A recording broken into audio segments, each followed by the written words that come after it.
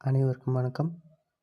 இப்போ நாம் என்ன பார்க்க போகலான்னா, 12ஆம் வகுப்பு போதும் ஆதார் சேவை மையத்தில் ஆப்ரேட்டர் வேலை இருக்குது. 282 காலி பணியிடங்கள். இதுக்கு தேர்வு கிடையாது. அதை பற்றி தான் பார்க்க போகிறோம். அதுக்கு முன்னாடி சேனலை சப்ஸ்கிரைப் பண்ணாதீங்க. சேனலை சப்ஸ்கிரைப் பண்ணுங்கள். வாங்க வீடியோக்குள்ளே போகலாம்.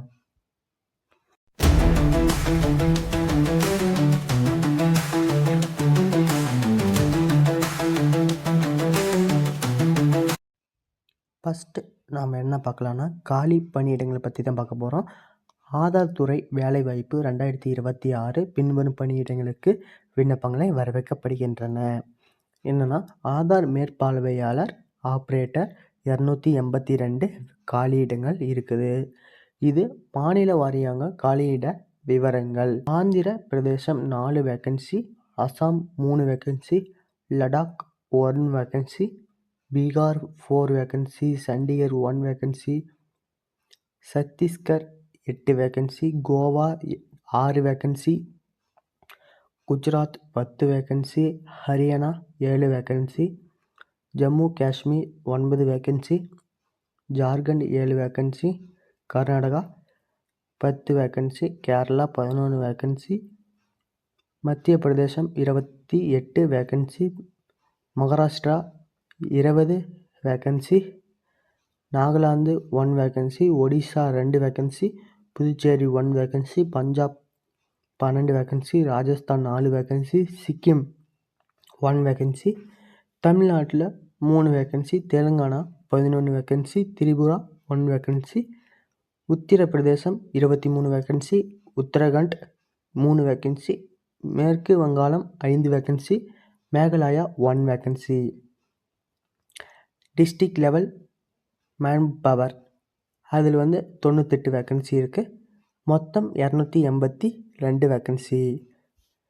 சரி, இதற்கான கல்வி தகுதி என்னென்னா, ஆதார் சேவை மையம் வேலைவாய்ப்பு 2026 ஆதார் ஆப்ரேட்டர் பணிக்கு விண்ணப்பங்கள் பின்வரும் ஏதேனும் ஒரு கல்வி தகுதி பெற்றிருக்க வேண்டும் அப்படின்னு சொல்கிறாங்க. என்னென்னா, 12ஆம் வகுப்பு தேர்ச்சி ப்ளஸ் 3 ஆண்டுகள் பாலிடெக்னிக் டிப்ளமா படிச்சிருக்கணும். இல்லைனா 12ஆம் வகுப்பு தேர்ச்சி அல்லது 10ஆம் வகுப்பு தேர்ச்சி ப்ளஸ் 2 ஆண்டுகள் ஐடிஐ சான்றிதழ் பெற்றிருக்கணும் அப்படின்னு சொல்கிறாங்க. அடுத்தது பார்த்தீங்கன்னா, இந்த ஜாப்க்கான வயது வரம்பு விவரங்கள். ஆதார் துறை வேலைவாய்ப்பு 2026 ஆதார் ஆப்ரேட்டர் மேற்பார்வையாளருக்கு பணியிடங்களுக்கு விண்ணப்பங்கள் குறைஞ்சபட்சம் 18 வயது பூர்த்தி அடைந்தவர்களாக இருத்தல் வேண்டும்.